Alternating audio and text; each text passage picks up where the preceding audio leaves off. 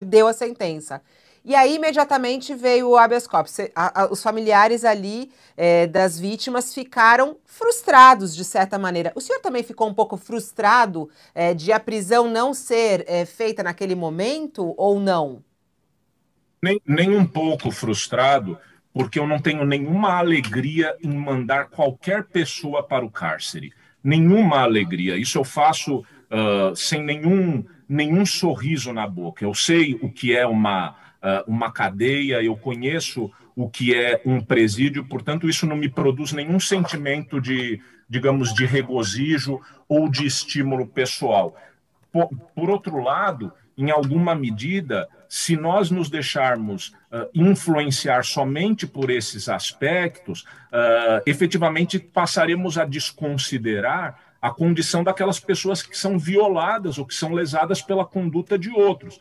Então, nesses casos, é importante ter uma espécie de neutralidade no sentido de saber-se cumpridor do dever, mas não houve nenhuma decepção e não houve nenhuma alegria depois com a concessão de liminar pelo presidente do Supremo Tribunal Federal. Não é, isso jamais passou e jamais passaria pela minha cabeça. Trata-se do exercício de uma atividade profissional que, inclusive, inclui algo muito difícil, que é, em alguns casos, ou em muitos casos, ter que mandar pessoas para presídios. Presídios esses que sabemos como são no país. E depois da prisão, depois da determinação da prisão, devo lhes dizer, com um deles não, mas mantive diálogos com três dos advogados, não vou nominá-los, e tudo aquilo que me foi pedido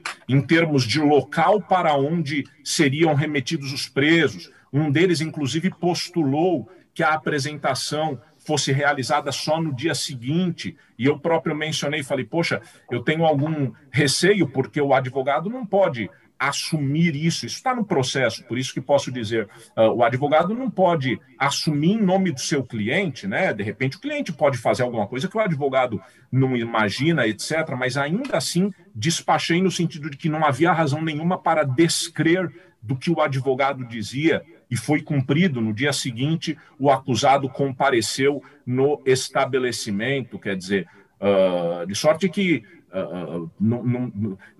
não se procurou nenhuma espetacularização dessas prisões. Eu mantive contato com o meu cartório permanente no concernente a um dos acusados que se apresentou no foro e não foi divulgado para ninguém que a apresentação dar-se-ia no próprio fórum.